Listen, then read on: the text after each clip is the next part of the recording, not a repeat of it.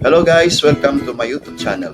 Don't forget to subscribe, like, and share, and click the notification para updated po kayo sa lahat ng ating mga videos.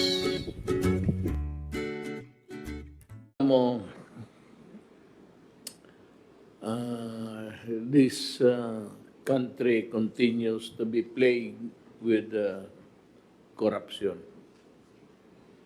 I have made a pledge to the people of the Philippines na yung oath of office ko, part of it really is to protect government interest. It does not say there, it's not included, but in its totality, that is what it means actually, protecting government interest. Alam mo, hanggang ngayon, corruption pa rin ang problema. I have made a pledge, if I remember, two sessions, 3 sessions ago, that I will concentrate the last remaining years of my term fighting corruption. Kasi hanggang ngayon hindi humihina, lumalakas palalo.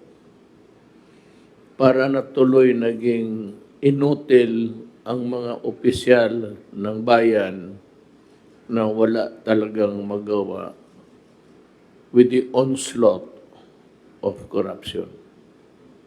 Hindi po ako naniniwala na wala akong magawa. May magawa ako.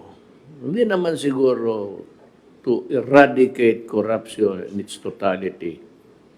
But I think kami, cabinet members, dito sila nakikinig, in our own, not small, but in our dedication, we would come up a very strong stand against corruption. Eradication may be a part, but not all. Pero talagang hihirit ako. Ang una kong sabi ko, yayariin ko kayo yung sa Philhealth. At tinutuo ko talaga. Marami na ngayon sa kanila na tinanggal. Yung iba nag-resign. But let me remind everybody in this government na your resignation will not save your neck. Alam mo bakit?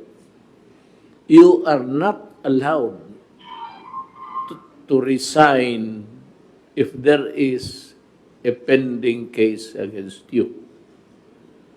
Mag-resign ka man, hindi ka mag-report, but then you would be summoned or subpoenaed, not because you are already out of government, but because for all intents and purposes, you are still a part of government. You are not allowed to resign to escape liability.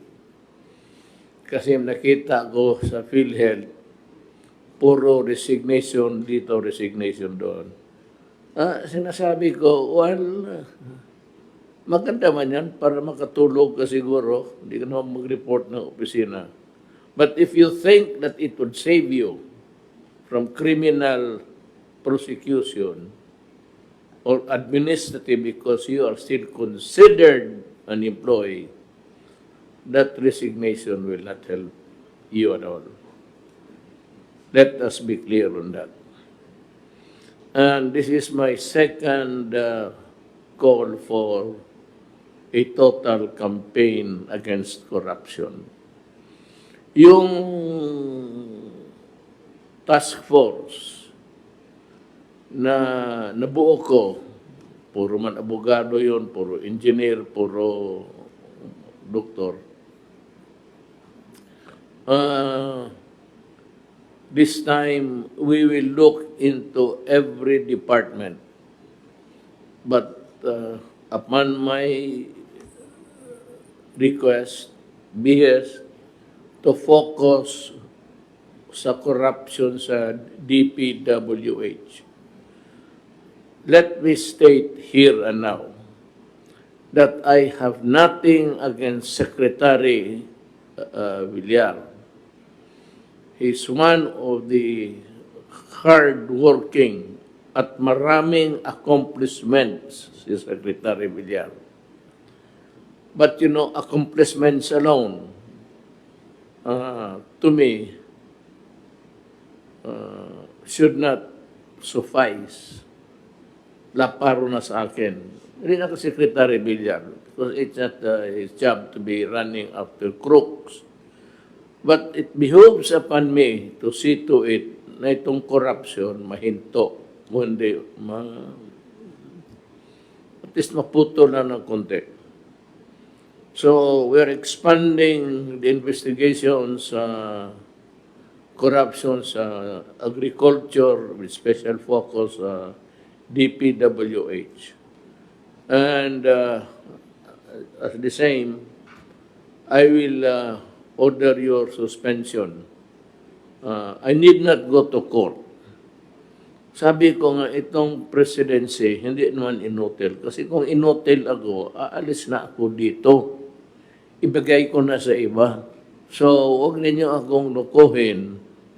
Kung naging inutil man ako noon, maybe we were too busy looking for money. Ngayon na may kunting may maipakita kami sa inyo. A small dent in the infrastructure setup of Manila, and it will improve tremendously the traffic congestion. Okay na sa akin yan. And I will allow the secretaries to continue with their of the projects. They will still have my full support. But ang focus ko nga, the office of the President itself will be against corruption. So, in the coming days, expect to suspension, kasi kung in-suspend kita, may duda ako. Hindi ako mag-suspend ng tao na walang kasalanan. It will be expanded with the relentless energy. If need be, kukuha ako ng marami pang abogado. Total, ilang buwan na lang yan. Buwanan na lang yan. But to the very last day, may isuspend pa ako siguro ng mga empleyado. Now, that is very clear. I do not think that you will receive the message equivocal. It has only one impact. I have here so many things to read. Ganito yan eh. Yung mata ko, hindi na masyado maganda. And I read the 168. Ang 1.6, may point pala yun. So sabi ko 168, 1.6. Ang 16, nakala ko, diretso na yon. Kaya nagkamali ako sa tao na contaminated. You know, minsan, pag maliit na tao mga ganito, hindi ko na mabasa sa ganung distansya. Ganon. Pero kung pag glance lang ako, kunwari, para sabihin marunong, nagkakamali. But, you know, every dog is entitled to one bite. Next is the proposal. I'd like to hurry up Congress in this. One of my proposals during the campaign period was the creation of Overseas Filipino. Iba yung Department of Labor. It takes care of the internal mga trabahante dito, yung nasa labas. So, I propose in the coming months, and I hope to come up with a Department for Overseas Workers. I don't know if I will also create another agency, and that is the maritime, the seafarers. Kasi sinabi ko sila, iba-iba yung treatment ko doon because of the so many international laws involved dito. Alam mo, pagka yung mga trabahante natin sa labas, stranded and everything, meron pa nga siguro isa, I've read that one Filipino has been stranded I think he's in Vietnam right now. I'd like to ask Secretary Bello, if he's listening, to look into the matter. He has been there for 2 years. That is unconscionable. I cannot accept that kind of mistake of government. We should bring him home. No Filipino should be left stranded like a person with no nationality. Tignan mabuti itong problema na to at baka ma-solve kaagad. I hope the Department of Labor would take this suggestion seriously.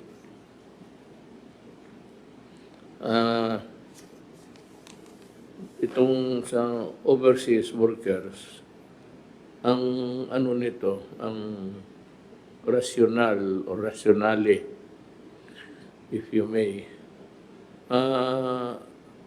na wala masyadong focus sa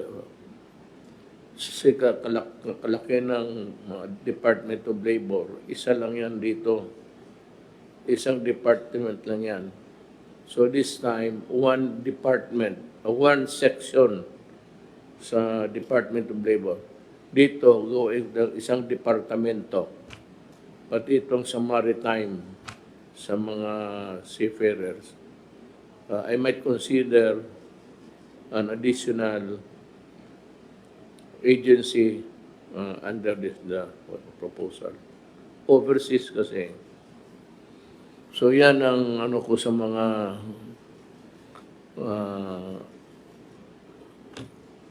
kababayan ko na naghihirap sa labas, that there will be a more thorough review sa policies for your protection, and that somebody should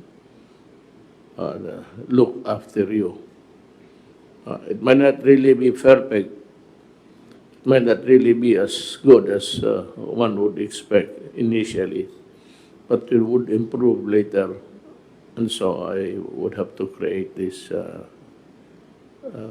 kaagad, ASAP ito. Ngayon itong sa All Saints, All Souls Day, wala naman, naka-fix na yan, no liquor, no deadly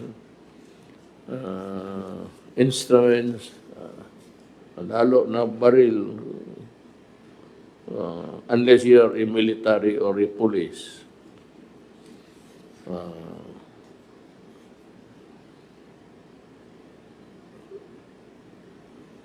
Sana expect a peaceful celebration of the All Saints Day and the All Souls Day. Yung importante pang isa, vaccine. Meron akong nabasa sa newspaper. There was this meeting between Sinopharm. I'm not sure. But it was a pharmaceutical of China na hindi natuloy yung pakig-meeting nila because the Chinese counterpart probably did not have any good understanding with this partner. And so they decided to back out. But let me tell everybody that hindi kami maghingi. We will pay.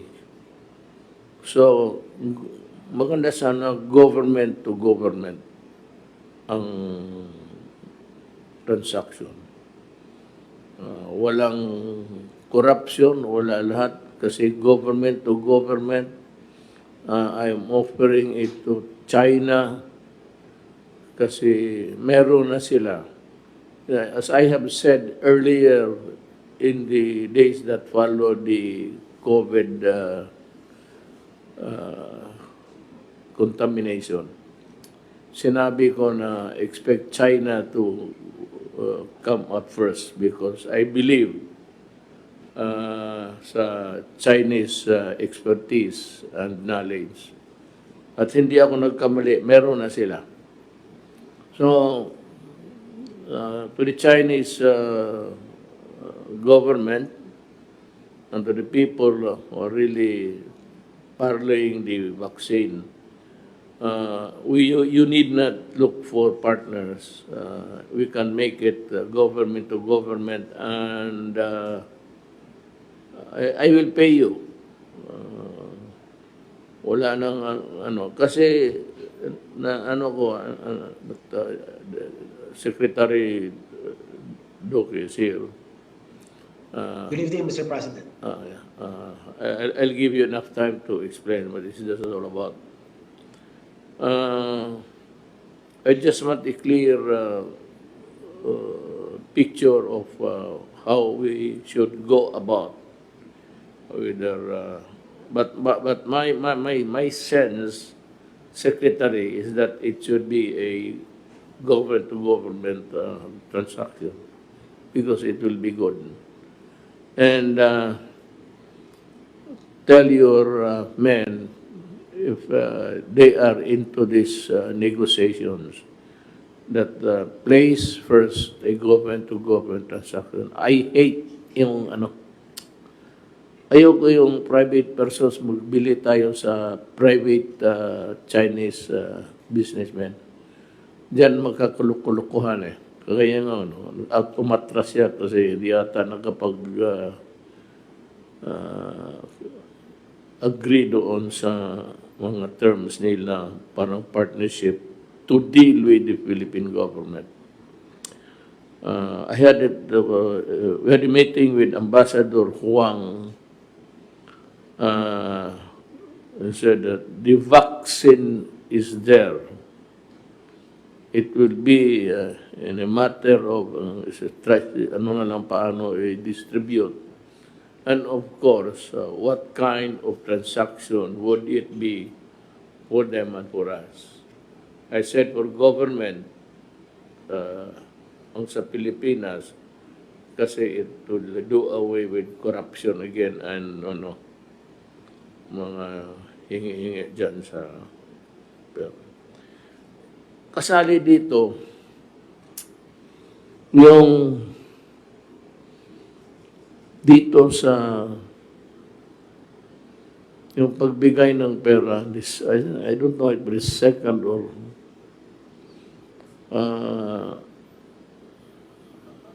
as I have said before, the money for assistance and help na maibigay sa tao should be formulated and implemented by the task force. So I'd like to ask Secretary Galvez, ito ba rin you take care of the money? Kindly remove your, kasi hindi Per arrangement with SOF, sir, siya po, sir, ang magkano, sir, sana, sir, sa procurement at saka yung PSDBM po, sir. Actually, sir, I have a briefer here on the vaccine procurement, but that have been given to me by PSDBM, sir. I will submit it to you, sir. It has been my desire. Kasi busy ka, Secretary Doge. I know that your hands are full until now. Kaya yung implementation sa pera, binigay ko doon sa task force. It still is. That is still my decision na ibigay sa kanila.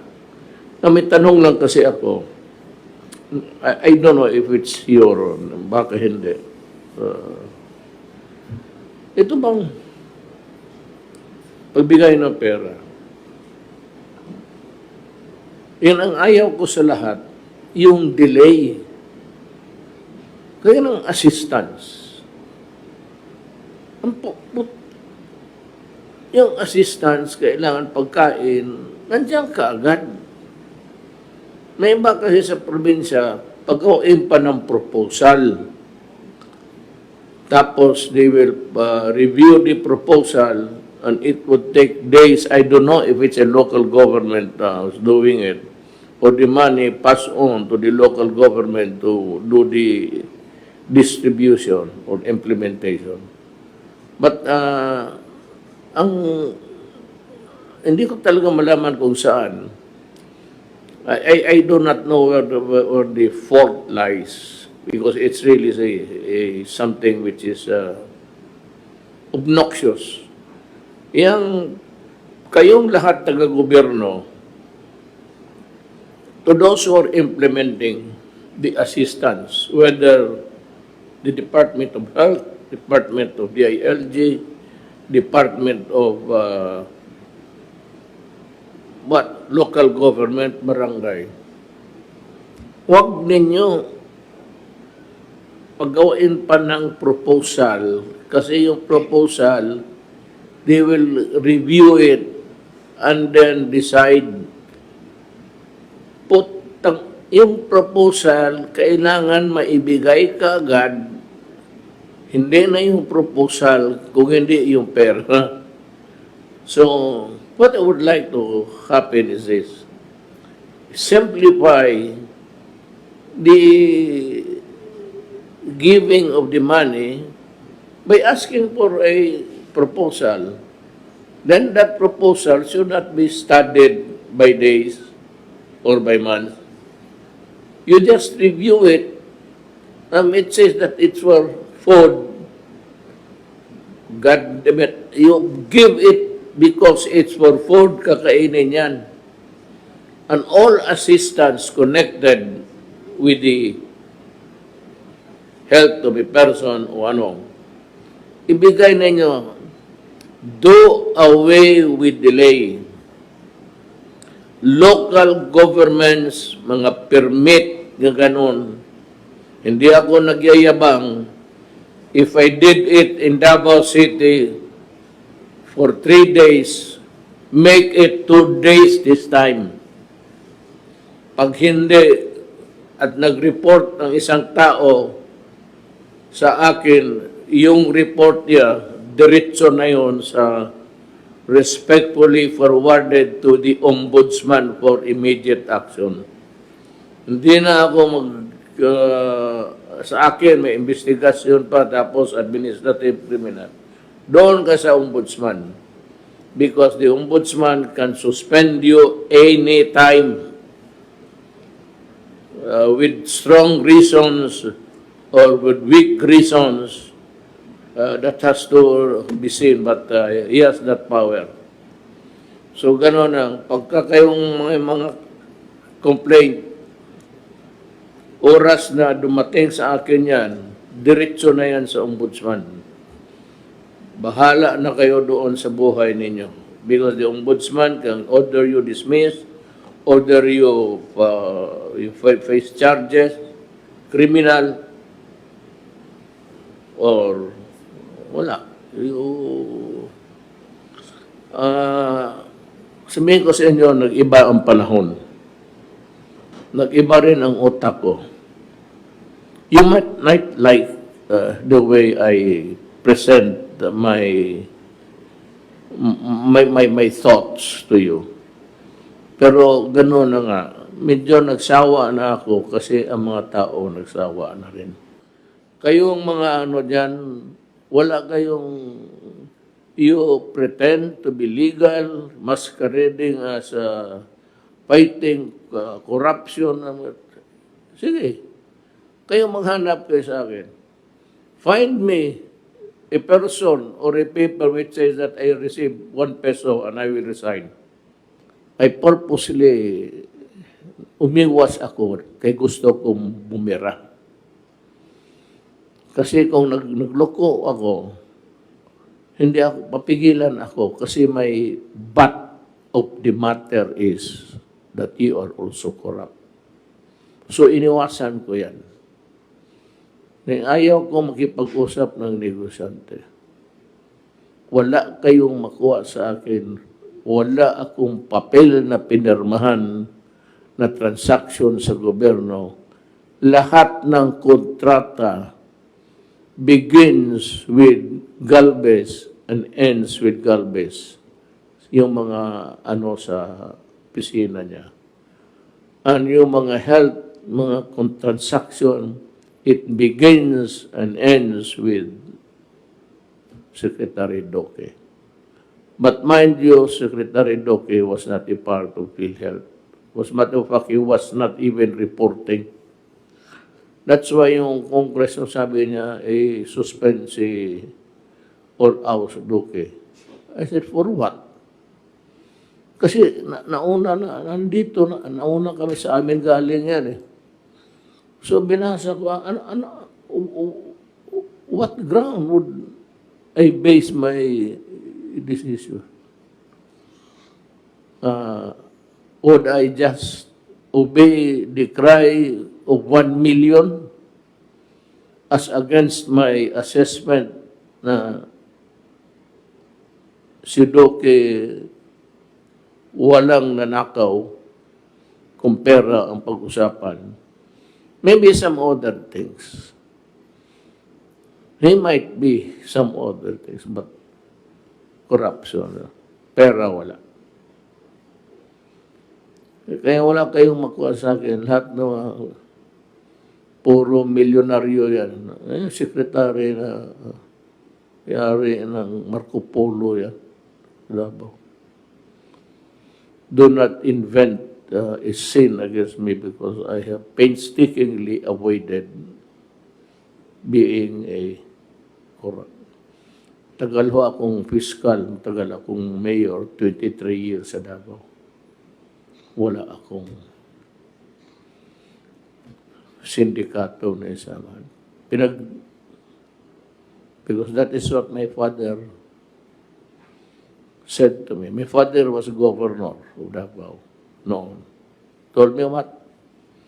If you want to go to politics and if you want to remain there for a time, stay clean. Stay clean. Yan ang sinasabi ko kay Inday, pati kay Pro. Huwag kayong pumasok ng sumobra, especially si Pulong, sa account siya ngayon, sa committee. Be sure to account for every money to the last centavo para ang tao lang masabi. Inday, wala yan. Talagang hindi mo ano yan. Babarilin ka pa niyan.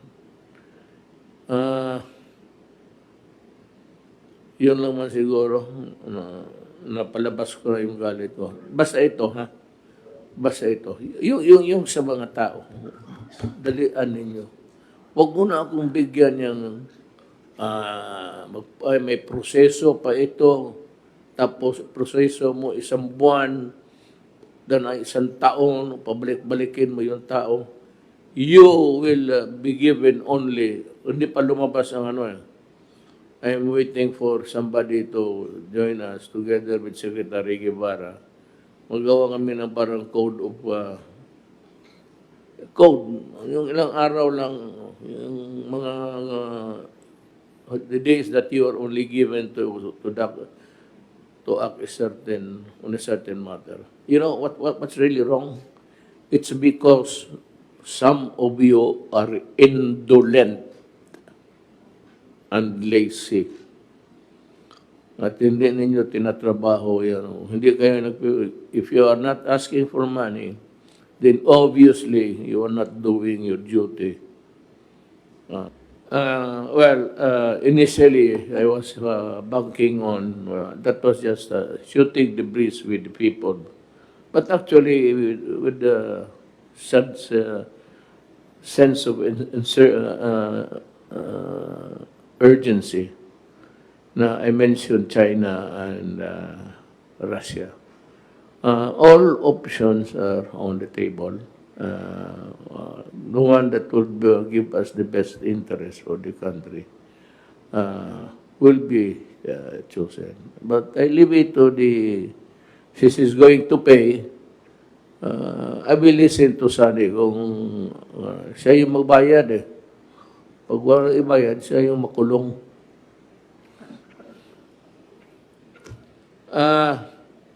I've said enough. Let me just read for everybody.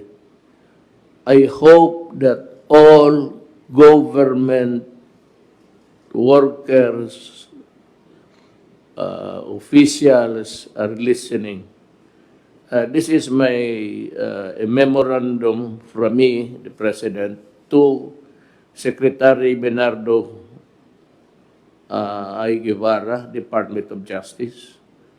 The subject is investigate of allegations of corruption in the entire government.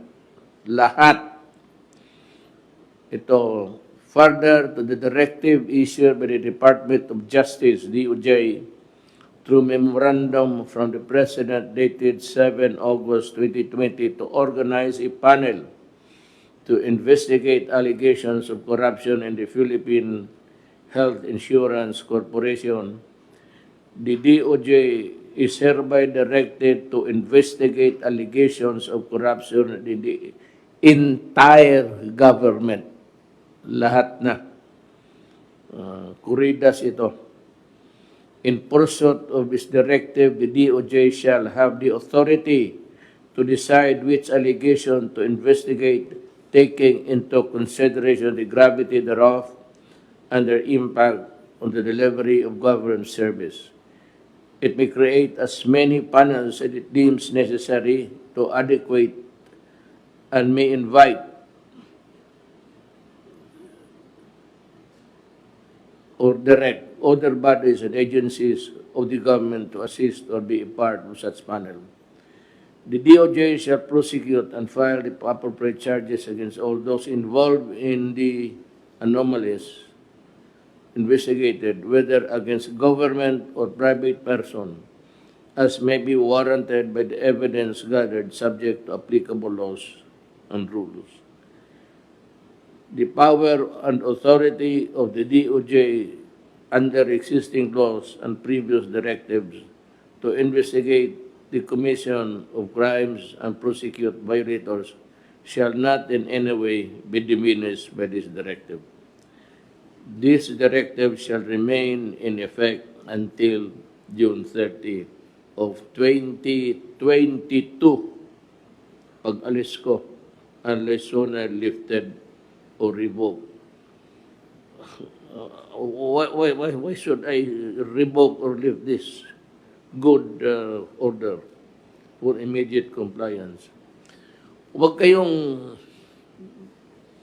you might have the notion na, well, the ombudsman is the pinaka number one. Ideally, you go to government, yung malalaki, yung malaki rin pera, diretso mo na sa ombudsman if I were to have my say. Pero ang gobyerno, ang presidency can investigate can, well, send you to prison. Kaya nga, kung ang prosecution nito is the ombudsman ultimately. But pagkaakyat kasi nito doon, may recommendation na. And if the ombudsman will says that it's a well-studied complaint, then obviously you are going to jail. Ang mahirap niyan, ang mga anak mo mapahiya. Pamilya mo mapahiya sa ganitong, kasi ipapublish ko talaga. Sabi ko, yayariin ko kayo. Yung Philhealth wala na. Skeletal ang remain. Talagang hindi ko bubuwagin yan because hindi madali na it's not easy really to create another one. But I think by this time marami na kasi na-suspend. Again, do not try to resign to escape culpability. That ain't accepted dito sa gobyerno. You cannot resign when you have a case pending. Well, finally, dito sa, balik na naman tayo dito sa figures. Hindi ko naman itong figures. Magkamali na naman ako dito sa, I said, for the third time, every dog is entitled to one bite.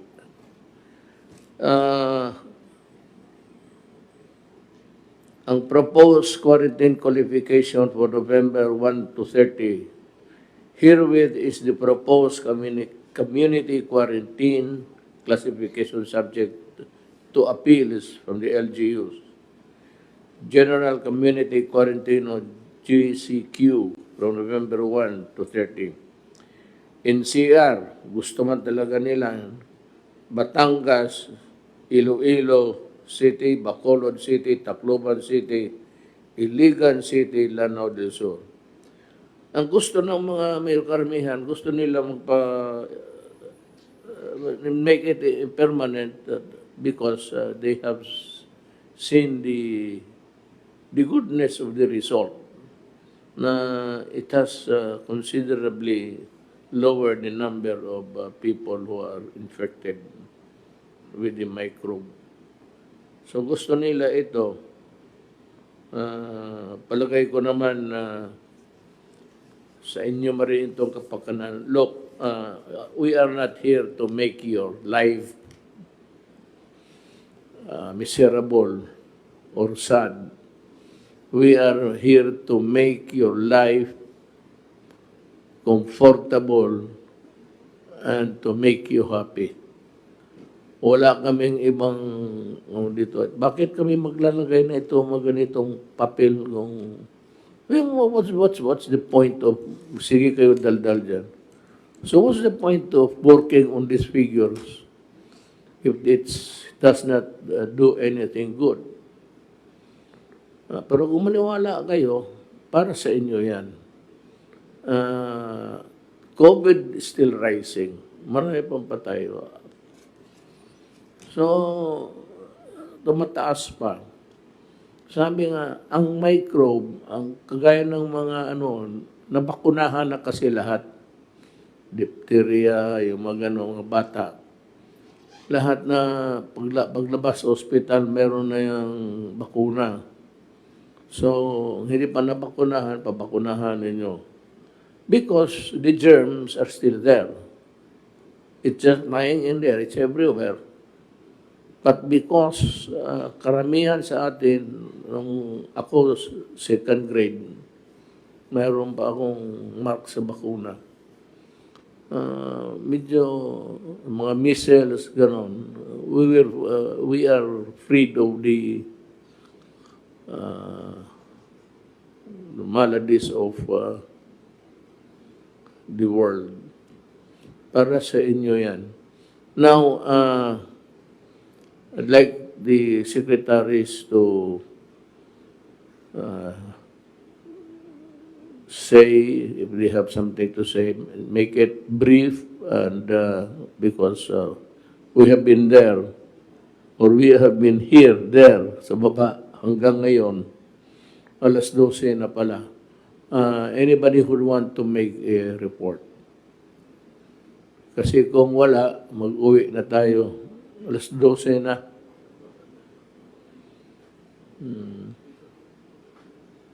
Wala.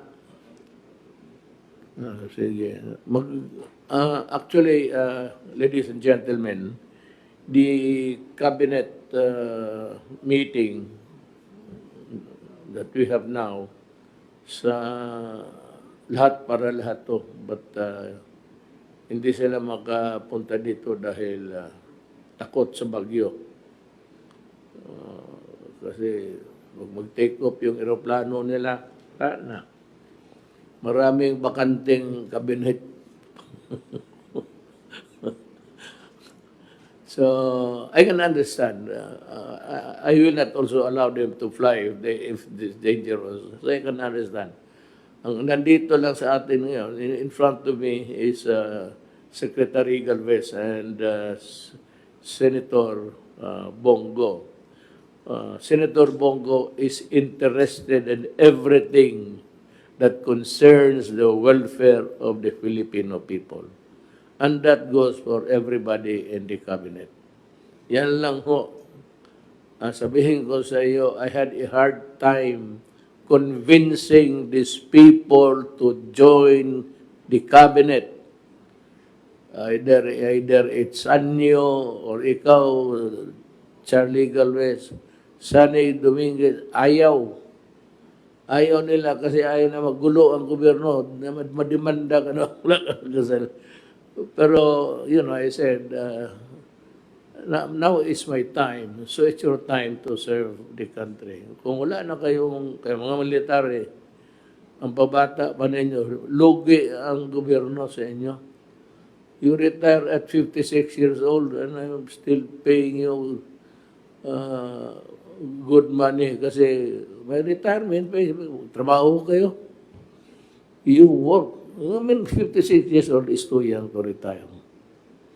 And I'm also scouting for others. Meron akong yung mga sensitive, it involves still money. I am the Chinaman bringing a lamp in the daytime. Tapos tinanong siya ng kaibigan niya, why are you bringing a lighted lamp when it is daytime? And he said, I have to see clearly because I am looking for an honest man. Yan ang mahirap. Hindi ako pinaka-honest. Ilang beses niloko ko rin ang mama ko, papa ko, alawan, sabihin na wala, na snatch, na pickpocket ako. Pero I played my game within yung maloko ko lang, lalo na nanay ko noon. Sabi ko, dito pag-aral ko sa Maynila. Natalo sa Hayalay. Natuto akong aga ng Hayalay. Putang. So, on August, sabi ko nga, tagan mo ako ng tuition kasi na-pickpocket ako. Ha? So, mag-iingat ka. Ganun. Oo nga, so. Tapos, sunod, August na alam mo, Hayalay. Ihatid mo lang yung pera dyan para tapos nawala ang pera ko. Nakalimutan ko na hindi ko nasama sa labada. May labada mo na taga Cavite, tiglaba. Kunin dyan every weekend. Hindi naman nabalik yung pera. Wala man daw pera yung pants ko. Sabi ng nanay ko, ikaw, hindi mo ako niloloko. Sabi ko, hindi ma. Padala siya pera. For the third time, sabi ko, ma, ang pera ko nawala sa dormitoryo, may nagnakaw, sabi ng nanay ko. Let's ka, Rodrigo, umuwi ka na dito para matapos ng perdisyon mo. So, we cannot, I'm not, hindi ako binabandira ko sarili ko, honest man ako. May mga, ano ako, pero limitado doon sa yung kaya mong lukuhin. Kaya ang gobyerno, kaya mong lukuhin, eh paano? Nandiyan yung ombudsman, nandiyan yung auditing office. So, I have said enough. I don't know if it is really, I go overboard. But I